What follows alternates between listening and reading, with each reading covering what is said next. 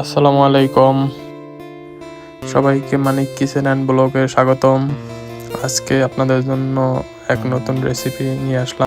বাসমতি চাল দিয়ে গরুর গোশত দিয়ে বিরিয়ানি রান্না করলাম। চলুন দেখে আসি কিভাবে রান্না করলাম এই মজার বিরিয়ানি।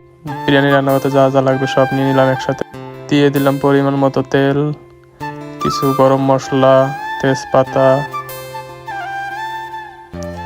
এবার পেঁয়াজ কুচি, পর ভালো মতো ভেজে নিলাম পেঁয়াজটা।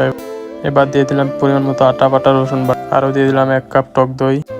এরপর দিয়ে দিলাম পরিমাণ মতো জিরার গুঁড়া, পরিমাণ মতো গরম মশলার গুঁড়া, পরিমাণ মতো বিরিয়ানির মশলা। এবার দিয়ে দিলাম পরিমাণ মতো সস। এবার আমার গোশতটা, ধুয়ে রাখা গোশতটা দিয়ে দিলাম। গোশতটাকে ভালো করে কষাবো। কিছুক্ষণের জন্য গোশতটা ঢেকে রাখলাম। আমার গোশতটা মোটামুটি কষানো হয়ে গেছে।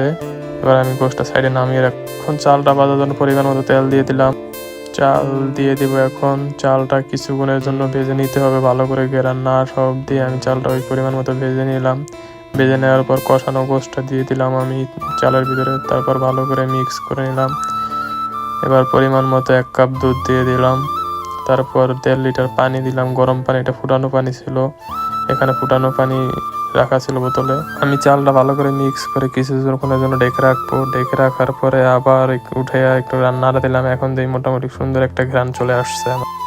এখন আমি কিছুক্ষণের জন্য ভাপ দিব, তাই আমার ঢাকনা ছিল না, তো এটা আমি নতুন সিস্টেমে কিছুক্ষণ পরে যায় দেখে আমার মজার বিরিয়ানি হয়ে গেছে। দেখতেও অনেক সুন্দর, খাইতেও অনেক সুস্বাদু, যেটা বলার বাইরে।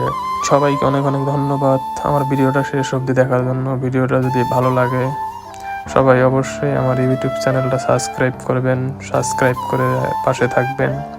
ইনশাল্লাহ এরকম আরও নতুন নতুন ভিডিও দিব আপনাদের সবাইকে। ধন্যবাদ, সবাই ভালো থাকবেন।